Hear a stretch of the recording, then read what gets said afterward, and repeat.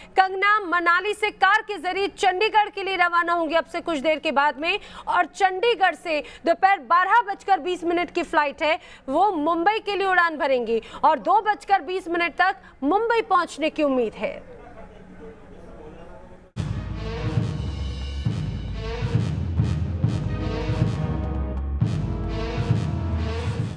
ये 3 तस्वीरें कंगना रनौत के खिलाफ हो रही सियासी अदावत की कहानी बताने के लिए काफी हैं। कंगना के पूरे प्रकरण को देखकर समझा जा सकता है कि महाराष्ट्र के सीएम उद्धव ठाकरे की पार्टी शिवसेना ने बीएमसी के कंधे पर रखकर बंदूक चलाई है, जिसके निशाने पर है कंगना रनौत। सोमवार के बाद मंगलवार को भी कंगना के खिलाफ शिवसेना की शर्मनाक हरकत जारी रही। उद्धव ठाकरे के इशारे पर बीएमसी ने कंगना रनौत के दफ्तर के बाहर नोटिस चिपकाकर उन्हें डराने की कोशिश की। बीएमसी की ओर से कंगना के दफ्तर पर चिपकाए गए नोटिस में बताया गया कि इस दफ्तर में कई अवैध निर्माण किए गए।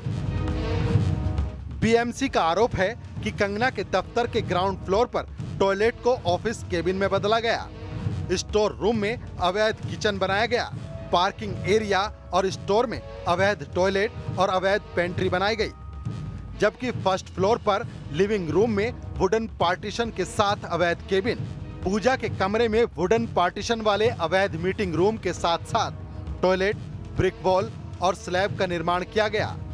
वहीं सेकंड फ्लोर के बारे में कहा गया कि सीढ़ी में बदलाव किया गया, स्लैब का आकार बढ़ाया गया।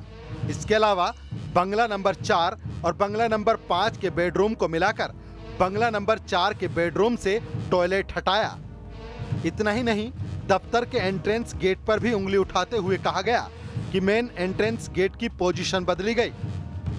अभिनेत्री कंगना रनौत के बांद्रा स्थित दफ्तर पर बीएमसी ने कार्रवाई संबंधी नोटिस चस्पा किया है। बीएमसी की इस कार्रवाई पर सवाल इसलिए खड़ा हो रहा है क्योंकि टाइमिंग जो है बीएमसी की वो गलत है, क्योंकि लगातार कंगना की अगर बात करें तो कंगना सरकार के खिलाफ मुखर होकर बोल रही हैं। सरकार के तमाम जो कामकाज हैं, सरकार का जो रवैया रहा है सुशांत सिंह मामले को लेकर, उसके खिलाफ कंगना अपनी आवाज़ बुलंद करती रही हैं और यही वजह समझा जा रहा है कि कंगना की आवाज़ को दबाने के लिए बीएमसी का उपयोग कर रही है महाराष्ट्र सरकार, डराने की कोशिश कर रही है।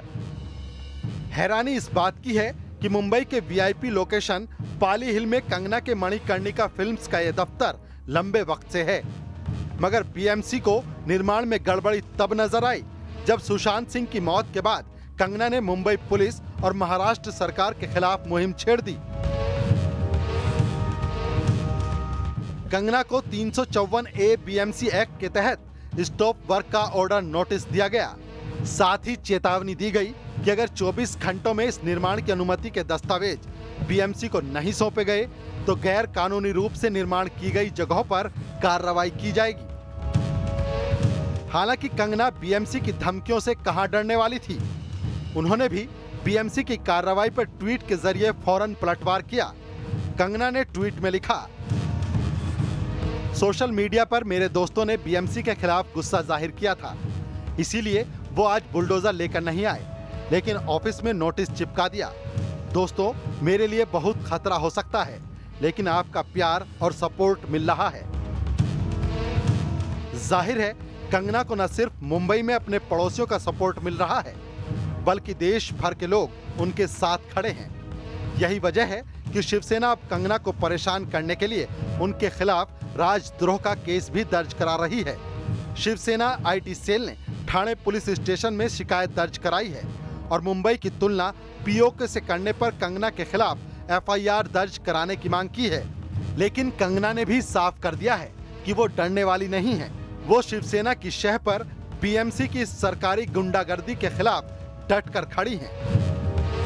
मुंबई से शैलेंद्र सिंह के साथ टीम न्यूज़ नेशन।